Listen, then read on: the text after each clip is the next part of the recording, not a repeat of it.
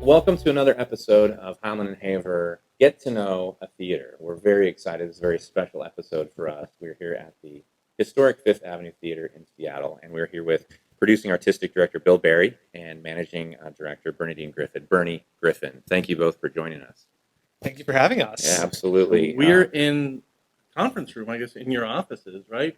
Surrounded by posters from a lot of history. A whole heck of here. a lot of shows. Yeah. I think it's about 18 years worth of posters. And all signed. Oh, by actually, cast. it's not. It used to be that. It changed because We started again We had to start again over because there. we ran out. Yeah, when historically, and then we ran out. We got to the end, and we had to start again on that side.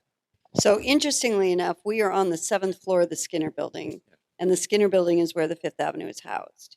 So it was back in the day, in the 20s, when theater and commerce were married, right? So theaters were built, and it was built like with a hotel or an office building. Same with some of the old Broadway houses in Manhattan. So you can't see it, but right through that door right there was a vault, which is where all the box office receipts for the day went back in 1926 when the theater opened. At the end of the day, all the money from the show had to come up and be stored somewhere. It went into the vault over there. So in the hallway, the vault is still, you can still see the door to it. And apparently it would cost too much to actually cut the vault out. So when they converted this into the more modern day offices, that had to stay there, and they just put a door in here into it. Okay, that's kind of cool. Adjacent to Fort Knox here. Yeah. Right. Well, and It that's has no money in it anymore. It's empty. No tickets. We'll be the judge of that.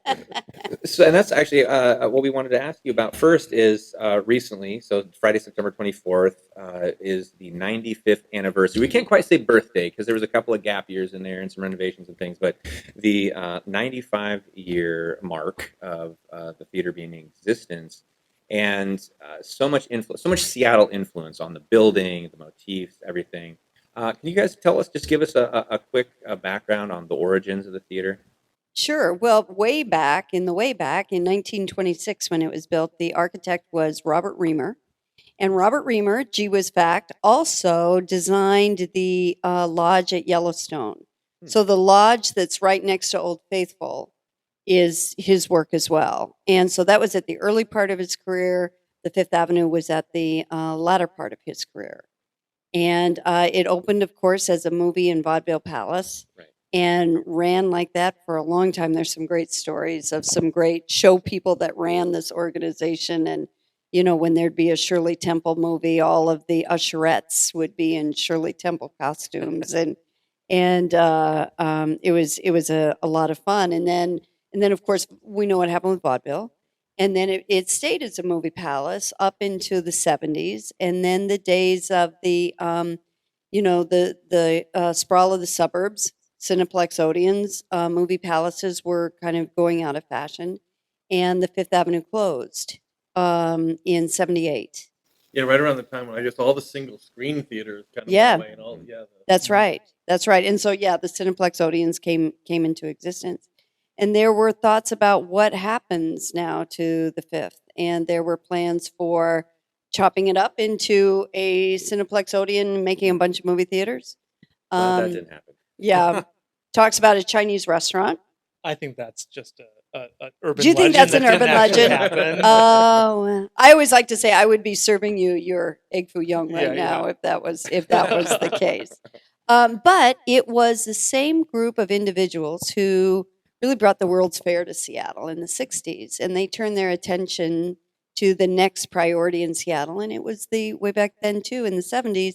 It was the revitalization of downtown. So if folks remember, there wasn't a lot downtown at that point in time. The art museum had not yet moved downtown. The symphony was still at the center. Act Theater was still on Lower Queen Anne. The Paramount was not renovated yet, so it was a kind of different venue than it is today. And so was the Smith Tower at that point still the tallest building in the city, or had some? I think by the late 70s, that was no longer the case. But that was for a long time. The Smith Tower was the highest building west of the Mississippi, I think. Old Smith Corona. Mm-hmm. Yeah. And so they turned their attention to this beautiful place and transformed it to a performing arts operation. it used to be a movie theater, so the renovations had to be done. What were some of the renovations that they did to make it a performance space? Yeah, one of the things they did is they lifted the seats up about 2 feet, so that as the seats go up in the auditorium, the sight lines were better to the stage. They had to reinforce the stage itself and add a concrete floor so that it could house heavy sets from Broadway. The first show to come through was, of course, Annie. Annie played sold out runs and went away, came back like 6 months later, sold out again, went away, came back. I mean, there's like 10 Annie posters in the course of what, like 3 years, where it just kept coming back. It's crazy because Yeah. remember, before the Fifth Avenue opened, a Broadway touring show would not come to Seattle because there wasn't a venue. The only venue that could have been appropriate was the old Opera House, which is McCaw Hall now. Right. But that was the opera, the symphony, and the ballet were all performing in that venue. So there were no available dates. So Broadway touring shows would go up to Vancouver or down to San Francisco, but they wouldn't come to Seattle. Hard to believe. Yeah. So the touring market was a big piece of what our model was for quite a few years, and then in 1999, the Fifth had its first producing artistic director, and that was David Armstrong. And that was really when the development of new work and the producing arm of the Fifth Avenue was really established in about the year 2000. Now there's a combination, right? There's homegrown shows, and which some go on to Broadway. How do you determine when you're building out a season schedule how many original shows and how many touring shows come through? Yeah, we're really aiming for sort of a 50-50 mix, 50% tours, 50% of stuff that we're producing and creating here on our own. Some of that is self-preservation. The shows are really big, and we really couldn't do 6 fully produced on our own musicals. It just would be an undertaking.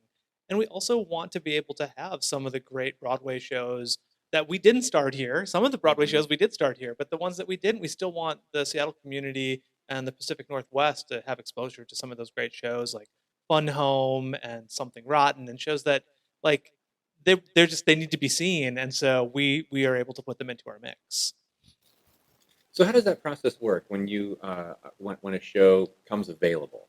Are there different theaters similar to the Fifth Avenue around the country that are vying for those different shows? Are they being written here, by folks that are involved in the community already, or is it a mix like Greg alluded to? It's something like Doubtfire. Say. Yeah, it's a mix of things. We have a profile at the Fifth Avenue of being a great place to debut new musicals and have them start here. And so we probably get, pre-pandemic, we were getting probably like 2 phone calls a week with people who had written new musicals that wanted to produce them at the Fifth Avenue. And we were in conversations and trying to figure out, are these the right fit for us? So like with the Mrs. Doubtfire, we had been approached and asked, are you interested in this? And then we looked at it and said, yeah, we're interested. And then we begin a long process of negotiating whether that's actually going to work or not. And I would say of all the calls we get, some of them, they don't work out. We get down a path and we just realize this isn't the right fit either for them or for us. We're not a great place to start something if you don't kind of know you want to go to Broadway and you have a pretty good idea that that's where you're headed. If you're just like, I want to experiment, we're kind of too expensive to just do that experimentation. You have to be sure you're ready to commit those resources. There's a few theaters, like this, I guess, across the country. Paper Mill Playhouse, La Jolla, right? Yeah. And then there's off Broadway in New York. Is it at a similar level to off Broadway? I don't know if there's a hierarchy. Broadway, off Broadway. I think there's just a lot of different combinations. A place like Paper Mill, or there's Theater Under the Stars in Houston. There's La Jolla, and off Broadway that you're speaking of. I think that we're part of the regional theater movement, and off Broadway is so centered in New York. We've partnered in the past and would love to again with La Jolla on a show called Memphis a few years ago. And one of the Tony Award winners that you it was. That's one for Best Musical that year, and a few others in regards to awards for Memphis. But it's just it's as many combinations as you can think of is the opportunity to produce. So in addition to what Bill was talking about with Doubtfire, which would come with a commercial producer, We are very proud of the work that we do for, we call it homegrown, we call it locally produced, and being able to engage with our amazing theater talent who lives, works, and plays right here in the region. And I think we're very proud of that. Sometimes it's about reimagining classics. Sometimes it's about telling stories we haven't heard before, but it's always about storytelling and the best way to do that in a big house like the Fifth Avenue. The Fifth, we do it big. There's 15 to 20 people in the orchestra pit. There's 50 people on stage. There's 50 people backstage to do what we do. We've got over in Kitsap, where we're based. There's so many theaters, local, regional theaters that Yeah. we can't count. And obviously over here, it's the same kind of thing. What is it about Seattle and Seattleites that makes it such a vibrant arts community? Highly educated population. I mean, we have so many people who work in the tech industry and engineering, and I think that theater audiences tend to be people who are highly educated, and so they crave that. That is not to say that uneducated people don't come to the theater and have a great time. It's not discriminatory in any They way. let us in. Yeah, Oh, the there two you of go, you seem yeah. to like theater, and yeah. But I think it has a lot to do with that. It's just a highly educated population who's interested in the arts and culture. And it's funny because we talk about this, that people who grew up in Seattle are very confused. They think that every city in America has a ballet company, an opera company, a symphony, a theater repertory company, a musical theater company, a children's theater. They don't understand most places are lucky to have one of those things. You Yeah. might have a great ballet or you might have a symphony. You don't necessarily have the symphony, the ballet, and a musical theater company. That's a good point. It's a pretty special place. And it rains a lot. Yeah, so So people Something come to do inside. That's exactly That's right. right. People who are doing highly technical work all day need a release, escape into fantasy. The last show that I saw here, we talked about before we started the interview, was Mrs. Doubtfire the musical, my favorite movie, and I walked in a little leery. What are they going to do to this amazing film from my childhood that I still identify with as a dad, and was just simply blown away. Came back, brought my daughters back, and we ended up interviewing Tommy Kurzman, the makeup and prosthetics designer for the show. And That's great. yeah, and he was just a great interview. And we asked him, did you have an inkling that you were headed to Broadway, or was this kind of, well, we'll test it out? And because now we kind of knew the whole time. The whole time we kind of knew we were headed to Broadway. How many shows have you guys sent onto Broadway? I know you have two Tony Award winners, like you mentioned, Memphis and Hairspray. Mm-hmm. No slouch show there. Mm-hmm. I was reminded of that when I was reading last night, preparing for the interview. So 2 Tony Award winners for Best Show. Mm-hmm. And then is it 14 more on top of that have ended up on Broadway? It's so funny because pre-pandemic, I could have answered this question without any thinking, and here's now I'm what like, wait a minute, I have to go through figure it out. Here's what I think it is. Okay. I think we have sent 10 to Broadway. Of those 10 have garnered 14 Tonys. 14. Oh, maybe That's what the okay, yeah. that's I think where that's a was stat. right. I would go with that. I was Go going to with say it. 10. I was your That's lifeline. probably- yeah, yeah. you're welcome. Yeah. Okay. I just know that what's impressive is I listened to on Broadway on Sirius XM, and Seth Rudetsky talks about how wonderful Seattle is, and Yeah. Carrie Butler, I know who's been in a couple of shows Yes. here, talked about how wonderful Seattle is. That's what Tommy And- said. Love Seattle. Yeah, Yeah. that's what we've heard from everybody we've talked to that's come through here in any capacity, is how wonderful of an environment it is, and which is kind of cool. It is, yeah, as someone born and bred. Now, when the theater opened back in the 20s, it was considered really a technological marvel for a lot of reasons. And, state-of-the-art sound, lighting, ventilation. That's come up a lot lately. Yeah. The historic Roxy Theater over in Bremerton, we do a lot there, and that's one of the things we always pitch. Hey, brand new ventilation, so breathe easy. And you guys are preparing for the 2022 season, launching in January with Disney's Beauty and the Beast. Beautiful theater, stunningly beautiful theater. What is happening? And also, this is one of a couple different renovations that have happened over the course of the 95-year lifespan here. What is going to be new? What are you guys most excited about for the grand reopening? Well, you know what? It was a beautiful theater before the pandemic. It's going to be a gorgeous, amazing place when you come back, because we we have new seats and carpet being installed. Actually, right now, all the seats have been ripped out. We're in the process. The carpet goes in next week. Then we start putting new seats in. Those were the original seats from the renovation in 1980. 1989 million Yeah. tushies have sat in those seats. It was time. It was It time. was time. It was Including time. ours. Including Yes, ours. a couple times. And we've taken some time to really explore sort of what was the original seating, looked at pictures and historical documents, and tried to recreate some of that. It's not going to be perfect. We can't totally recreate what it was. Some of that you don't want us to because the seats would have been a little smaller than the ones that are in there right now. The capacity over the years got a little smaller. It actually originally had 2,400 seats, I believe. And then when they did the reservation in the 80s, they made it only 2,100 so they could spread some seats out. We're not actually changing any of the sizing of anything, but the seats are looked at more in the historical what was there, and then the carpet also is more the pattern that was originally in the theater. And we were able to get to up to ADA code Oh, sure. because of this, because it's changed a lot since 1980. So we were able to add multiple ADA seats throughout the theater. Excellent. So great news. Yeah. Yeah. Well, in '88, I remember. Oh boy, I was gonna say last year, but No, it wasn't last year. when you had Hunchback here, Yeah. Oh yeah. and did the show for the hearing impaired, and I mean that was a phenomenal presentation of Hunchback. I thought it was kind of groundbreaking to me because I don't remember seeing any other show or know about any other show that was presented like that.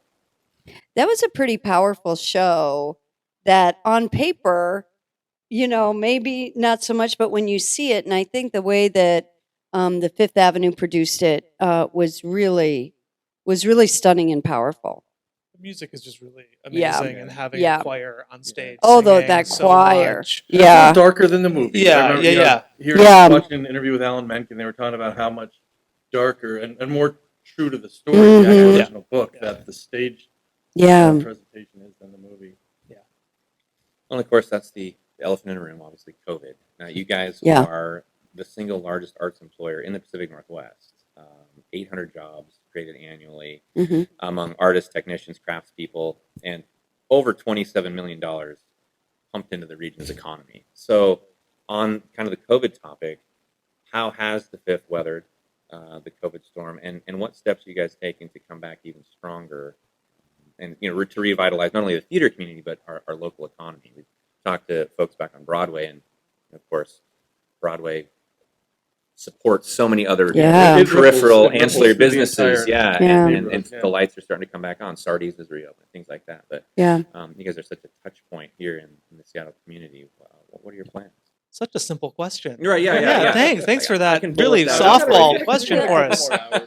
Yeah. I think that one of the things that both Bernie and I talked about repeatedly throughout this whole COVID pandemic was that the theater would reopen. There was never a question of if the theater would open. It's going to. It's just a matter of when. And really stayed committed to the idea that it's about all those jobs you mentioned. Mhm. That this is people's livelihood. This isn't someone's hobby. This is where people come and they earn their living.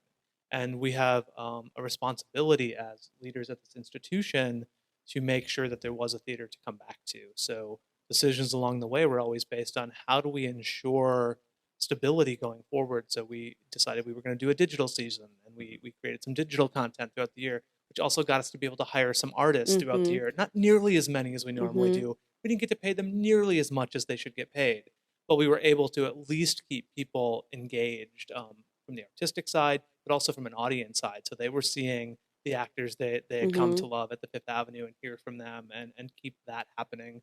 We invested in new musicals during that time and did 3 new musical radio plays Mhm. where we took stuff we'd been interested in and working on, and we said, hey, do you want to make a radio play out of this? And we'll make podcast episodes. And we had no idea what we were doing. We just were like, we're just going to do this thing. And then it was really hard. And we That figured sounds out familiar. we found out on the first one, like, this is not as easy as it sounded. And then the second time we got better, and the third time we got even better. And then we're like, great, we're going to do that again going forward in each season. We want to continue to produce one new musical as a radio play every year.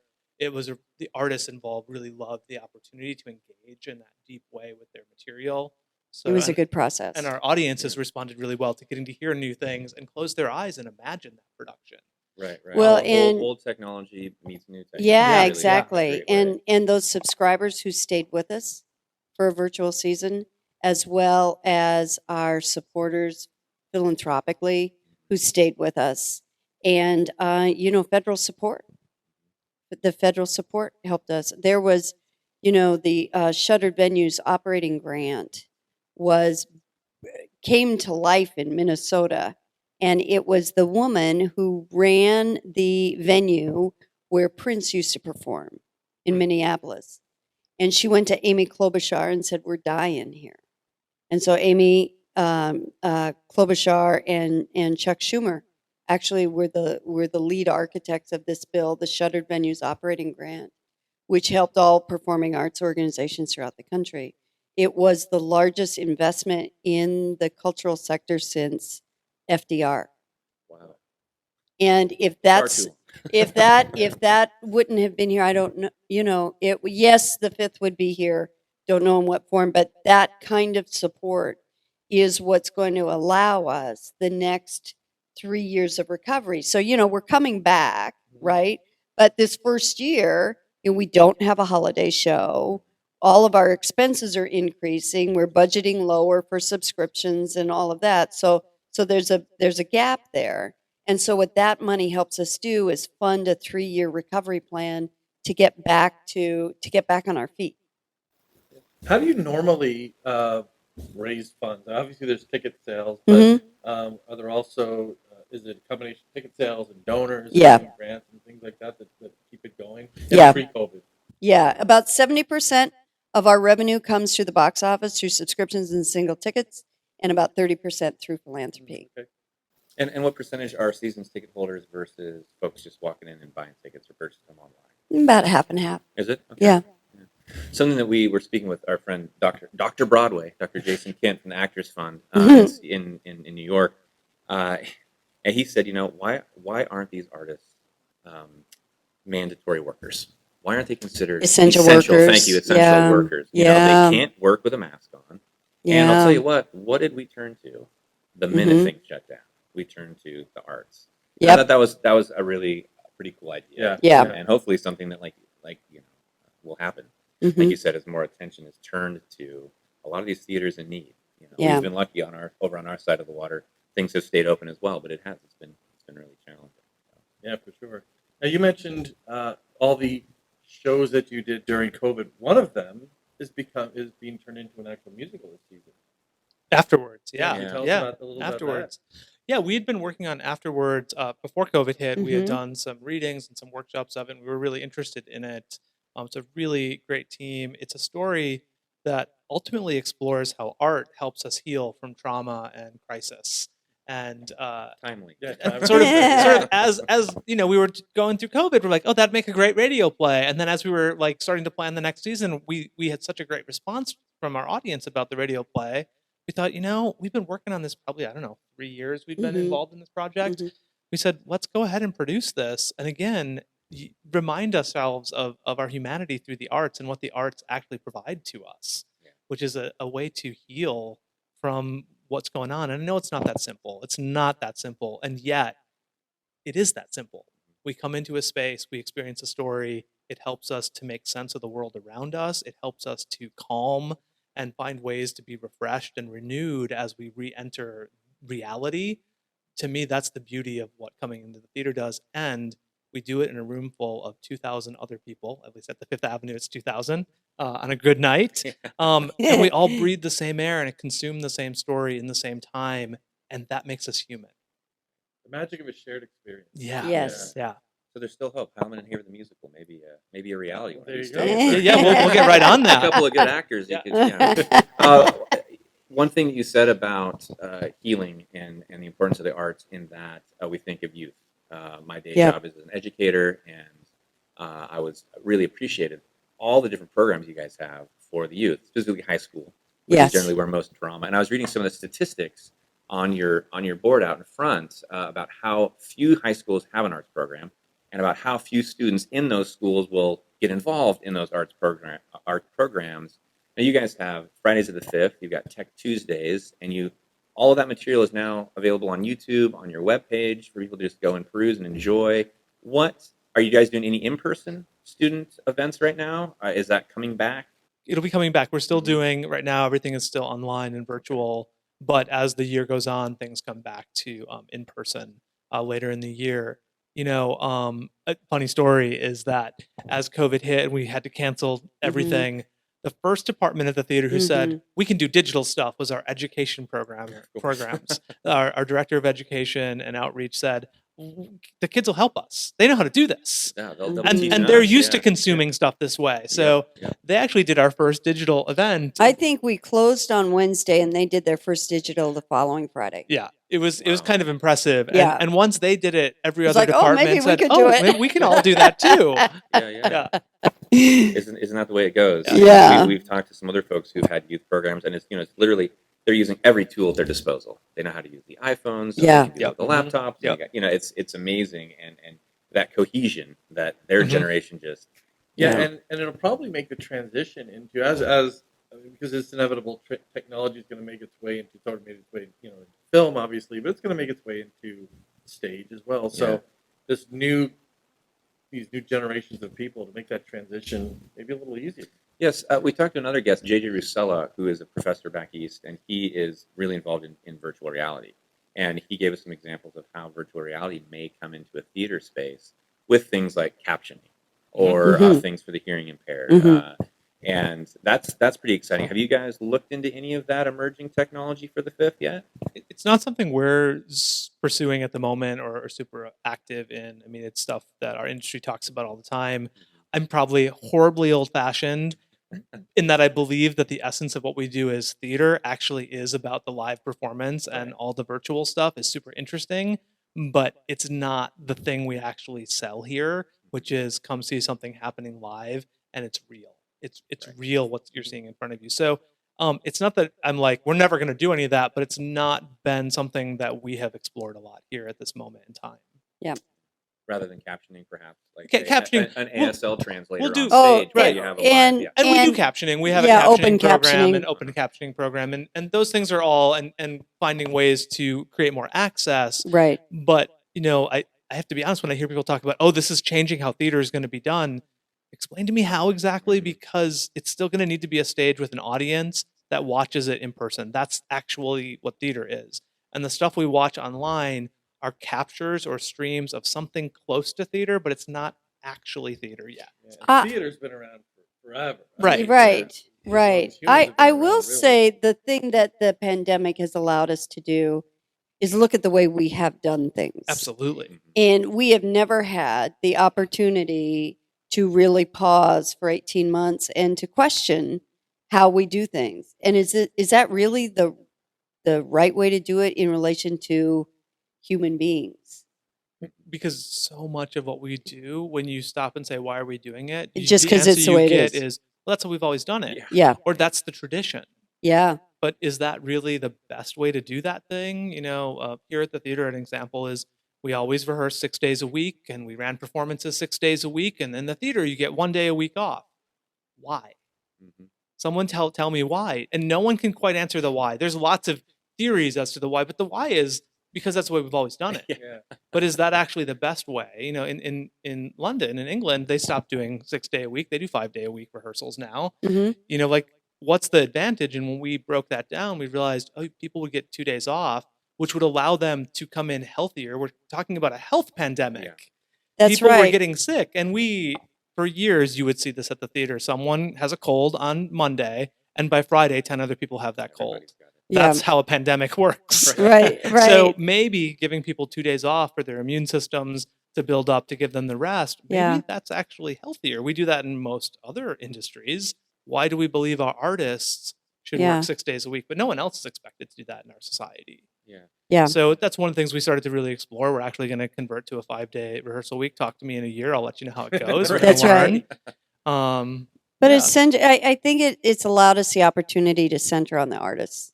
Right. And to say what best serves the artists And I would and actually- their well-being. And I'd even dial out, because I think it allowed us to center the human beings. Yeah. Not just the artists Not in the just the room, artists. but the administrators, the human aspect of this thing, which we love the human connection that we make with people, and yet our industry hasn't always taken a Yep. moment to say, how do you treat the human that's making the thing, that's marketing the thing, that's promoting this thing? How do we center them? I think it's always funny because somebody said once, the phrase "the show will go on" was always stated by a producer. Yeah, said no actor No, ever. said no actor ever. Yeah. Could we take a break, We maybe? just talked about with Dr. King, because the idea, especially with COVID, that the show must go on, but if you have a sniffle or a sneeze, you feel under the weather. Now they're having to pull back and say, Yeah. if you don't feel well, you stay home. So maybe Right. the show must go on, but there's some Yeah. Without you, caveats. that's why you Yeah. have an understudy. Well, Yeah. That's right. Well, that's one of the things that's shifting as we come back is theaters, and ours included, is really looking at how we did understudies pre-pandemic, Mhm. which we did sort of, but it was like, well, probably they're not going to go on, or if they do, it'll be a real emergency. And we're Mhm. saying, hey, wait a minute. When we come back, not just because of COVID, but because we should have done this all along, we better make sure we have understudies who are really ready to go on, so that if you do have that sniffle, you can stay home. Just in case that is the beginning of the COVID case, just in Right. case you have something more serious than just a little sniffle, and really trying to think about how we do that. I will say that it's hard when we run for 3 weeks to figure out how to fully Mhm. understudy. When you're running a Broadway show and Mhm. you're going to run for a year, that all makes perfect Yeah. sense, works really easily, and there's a whole system. We're a little bit more like, how do we do that in our 5-week rehearsal period, and then we only have 3 weeks of performances? We'll figure it out. We're going to do it. Yeah. But that's one big shift. Just new things to think about. Yeah. Yeah. We're almost in October here, and Mhm. so you're looking at the January opening. What kind of safety measures are in place? Will you guys be joining with other local theaters as far as requiring vaccination cards, things like Yes. that? Do you anticipate all Yeah, Yeah. we came out as a sector, the cultural sector, Right. the symphony, the opera, the ballet, and the major theaters, saying mandatory vaccinations and face masks or 48-hour negative COVID test. And because we're not starting until January, some of our colleagues are already starting. The ballet Mhm. is had their first performance a couple weeks ago. And what they're doing for the first part of the year is subscribers only. So Ah. they're not selling any single tickets. I think the opera is doing the same. Now, next week, I am going to go to the Paramount for Jesus Christ Superstar. It'll be my first time in a theater with thousands of other people with a mask and showing my vaccination card. So, I think what happens, I think we see this even, in this little ecosystem up here, which is the administrative staff. Folks, of course, have been working from home for the most part. Bill and I have been coming into the office for quite a while, actually. And, whatever your circumstances are, I don't have to get on public transit, never did. So it was easy for me to walk here. And we all have our different circumstances. But we see as people start coming back into the office, those who had concerns about coming back to the office. Because, as we know in people all throughout our lives, there's different levels of what you're comfortable with. Yeah. It's really crazy. It's like it goes through the whole range. But I notice around here that people are coming back and they're like, God, it's nice to be back. Yeah. It's nice to be back. And I think, as we see, Broadway opening, we see all of that happening. We see theaters and the arts coming back online. This will be a little bit more normalized as we go. So I'll let you know how it goes next week. And let us know. And now you're taking a trip to New York as well to see Yeah. This is Doubtfire the Yeah. musical in preview. Yeah. Shortly. Is that Yeah, right? yeah. That's exciting. Where is it playing? Do you know what theaters? I knew, Put you on the spot. but now I'm like, what? I know. One of them out there. Yeah, A right, theater in right. New York. Now here's a quick question. We talked about modifying things with the artists and with the human element in mind, Uh-huh. but also technology. Now people have another 18, 19 months of sitting at home and this Yeah. getting fed all this thing with this big wide pipe of Yeah. media. Are you going to be offering any of your shows in a virtual format at all? That, as we've been working with even small theaters over in Kitsap, Mhm. that's a lot of moving parts. Is Yeah. that on the horizon for you guys at all? it is a ton of moving parts, and we have explored what that means to do that. At this time, that's not something we've been able to figure out. So the the challenge is the amount of. I don't want to place any blame anywhere, but there's a lot of people who have to say yes to that. How about we say it that way? There's a lot of people who have to say yes, and so far we cannot get all the stars to align for everyone to go, yeah, we can do that. Because there's licensing rights issues and things like that, right? Yeah, we have a lot of Mhm. partners who have to buy into the idea of Yep. what it means to stream a musical, and coupled with, because we're going to present 2 tours, Come From Away, and we're going to present the tour of the prom this season. Mhm. They're not currently planning to have any digital streaming things happening. So part of our season, we know we just can't. So what do we do? We sort of came to the conclusion that at least for now, we're not going to be able to do it. We'd like to. It's not something we're like, we don't want to do that. We don't have a reason to say no to that, other than it's just proving a little too challenging. Yeah. You've got a whole bunch of high schoolers ready to help. Yeah. you That's do right. that. And I'm sure if we Out after put them right? on it, they'd get it done Yes. by next Friday. The next Friday. Yes. That's right. That's right. So one of the things we usually do when we do a get to know a theater segment is kind of a video walkthrough of the facility. Now, obviously, we can't do that here. You're doing the renovation. Can you speak to some of the, I guess, amenities might be the word for both the audiences that attend a show and the performers, green rooms, dressing rooms, and maybe are there bars here? So what? I guess from an audience perspective, For someone who's never first, been here, what's So what would they expect when they come in to see a show? First of all, Well, I think for if anybody hasn't been to the Fifth Avenue yet, I think you walk into this historic theater that is a tribute to the Forbidden Palace. It's when we were talking about the theater in the 20s, most of the historic theaters that were built at the time were based on the Italian Renaissance. So this was modeled after the Forbidden City, the gateway to the West, the Pacific Northwest, even back in the 20s was that gateway. And so to walk in and it's there's a magnificence to the architecture here that I think is kind of difficult to explain. The focal point, of course, is the ceiling with the dragon who represents the emperor. Yeah, I think that the thing about it is you walk into the theater, and even if you're prepared for it to be beautiful, you're not prepared for it to be as expansively beautiful as it is. It's sort of everywhere. Yeah. Is it twice as large as the ceiling that it was based off of? That's right. Yeah. That's right. One of the things that as someone who's worked here for a long time and spends a lot of time sitting in the theater, I would say that 22 years after first walking in, I still walk in and look up and find something I never saw before. Yeah. And go, oh my God, look at that detail over there, that beautiful piece of painting. The other thing I would share, I think this is interesting. I don't know, was that 18 years ago we had an earthquake? And we had to scaffold off the top of the theater, and you could go up, and actually you were right next to the ceiling. It was the Nisqually. Yeah. The Nisqually quake. And so we were up like right next to the dragon, and you were in the dome, and you could see all the painting. And I don't know why this surprised me. They did not stay in the lines at all. It's the messiest paint job you've ever seen up close. But down on It's much more attractive far away. Yeah, down on the floor, it's like, God, that's beautiful. That's But you get so up next to you, you're like, what? These people were just slopping paint everywhere. Well, no, and they knew what they were doing is what it guess is. so, They knew they didn't need to spend 20 minutes getting in the lines. They knew they could get it done. Yeah. I think the thing that I'm reminded by is the amount of craftspeople it took to make that beautiful space. Everything in there was handmade. There's everything you see on the ceiling is plaster. It was not made out of wood. There were fire laws. They could not use wood. Right. So plaster, everything is plaster molded. And there were craftspeople in the basement of the building who molded everything every day to put into the theater as they were building it. And I think that's so. Yeah. Like, The I think about story no behind one would do that today. Wasn't it like Yeah, 11 months of construction? Yes, it was Yeah. 11 Yeah. months. Yeah. Yeah. Unbelievable. Yeah. Yeah. Yeah. At like $1.1 million. Yeah. In They don't do that 26. anymore either. No, that's right.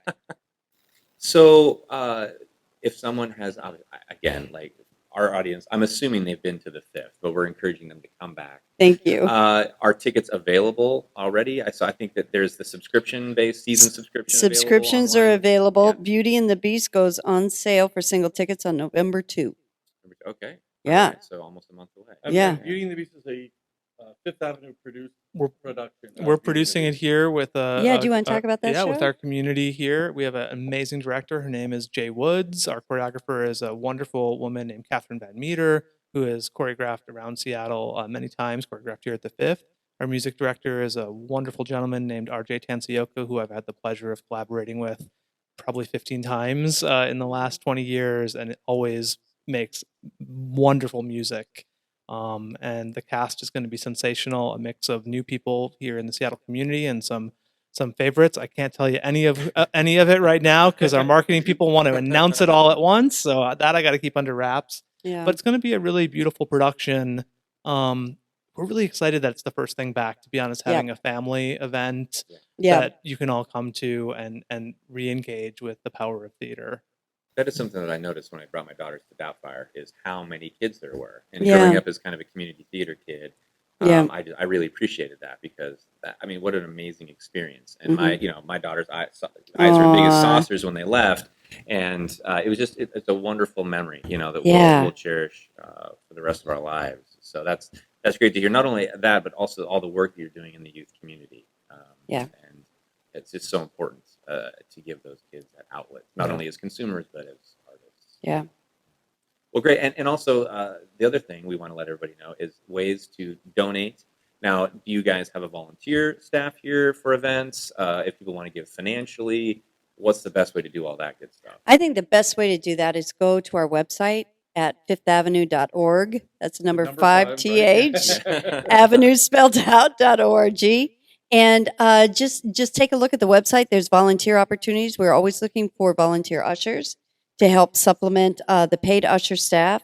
There's always great opportunities to support the theater in financially or in whatever way you'd like to. It's Bill and I are privileged to be able to help take care of this organization for as long as we're here, as well as the team. And very humbling to help steer a cultural asset like the Fifth Avenue through a pandemic and get to the other side. And I know for me, that'll be one of the highlights of my career, to know that, we, along with our amazing team who support everything. I mean, it's been the staff that has been involved, because, when the pandemic happened, we had to, as everybody did, 70% of our staff was eliminated. And those were great people, but we just didn't have anything to do. But, the folks who were able to stay and to help us steer through this and to get to the other side is really remarkable. And I'm just glad I was able to be a part of it. I think we're all, as an institution, looking forward to that first performance. And I think sometimes we're still a little like, are we sure it's really happening? I mean, it is, because we're planning it. But if COVID taught us anything over the last year, to count on nothing. Because we had so many moments internally as an institution where we're like, yeah, we think this is when we're going to do the next show. No, we're not. We think this is, nope, we're not. And then that even happened with a few digital things we were going to record that we got canceled because of some mandates that came out. I actually, knock on this table, believe that this one's real. Yeah. Or we woun't have announced it. But there's still a part of you that's like, is that really going to happen? And so that moment is going to be pretty magical, I think. Once tickets go on sale, buy single tickets, come be here, be part of that first performance. Be part of the first run of a show here. I think that's going to be a moment we tell our kids about. Yeah. We will be here. We're going to be Yes, part we of the season. We're part of the press group for the. Oh, that's Excellent. great! Yeah, Oh, We're going to be around. You're going to be sick of us by the Oh, Who are well, these guys? well, you two are such friends of this organization. I can tell thank just you. by talking to you. It's so terrific. Thank you. Well, Thank you, guys. It's something that's close to our hearts. We met. I can acting, tell. Yeah. Over in Playing brothers over in Bremerton Community Yeah. Theater. And I like what you Wait, said. playing brothers in what show? We need to know more. It was Agatha Christie's Appointment with Death. Appointment with Death. Oh, okay. Yeah. All right. Yes, we were the slightly whipped brothers. Some of us more than others. Some of us more than others. Yeah, great experience. My first experience on stage, 2018. Mhm. Yeah, with Jeffrey Bassett at the helm, the great Jeffrey Bassett, our first guest on our podcast. But yeah, I've Nice. done Oh, a that's couple great. shows Greg's done some musicals, and yeah, it's been a great experience. Made a ton of friends. Allowed us to Yeah. meet a lot of great people like Great you. community. And Yeah, I like it what you is. said. You said it's hard to not. You don't want to quite count on things, but you also don't want to take it for granted anymore. That's You know, right. Yeah, the biggest that's thing. We've been able right. to see a few local shows, or and go to a couple of movies, and it's like, this is great. Yeah. This is Yeah. just great, Yeah. and I hope that that's what really comes out. There of was all one this. experience we saw. We went to. I forget what the film was that we went to see, but Tenet, I think. yes, Where there we was. sat and just looked at each other like, Yeah, is this and real? Are we? there were people reacted together. Yeah. When Yeah. watching, and this Yeah. is something that doesn't happen in your living room. Right. When you're sitting there Yeah. with a phone in one hand Yeah. and up Trying there. to keep the dog from barking. It's Yeah. that shared experience Yeah. we talked about. That's Well, right. that concentrated focus too, watching stuff at home, let's all be honest. We're watching stuff at home, but we're also checking our phone while we're Yeah. doing Yeah. it. We're maybe running to the kitchen to get another snack. You come to the theater, you sit down when the lights go out. For the most part, you sit in that seat and you watch the show, and that's all you do. Mhm. So that Yeah. to me is Maybe really with the special too. popcorn, but, Maybe. Maybe later with the popcorn. We'll Yeah. see. Maybe not the We'll first see. Not the show. first show. Yeah. Yeah. Yeah. Well, this has been an absolute pleasure. Again, Thank producing you for artistic us, director, too. Bill Berry, and managing director Bernadine Griffin. We again go on to the Fifth Avenue website and read these two people's biographies. We could have both of you on to Well, do full episodes, I'm Yeah. sure, and maybe we'll. Are you get a trying to chance put people do to that. sleep? Don't do that. So we'll get you guys on the podcast one of these days and talk about both your backgrounds because Thank they're both you. We'd love that. This is so illustrious. fun. Yeah. So fun. So Fifth Avenue, 5thavenue.org. Right. That's where everybody Check. gets everything. Great. Yes. Excellent. Well, this has been a lot of fun. Thank you both. Thank you. Thank you.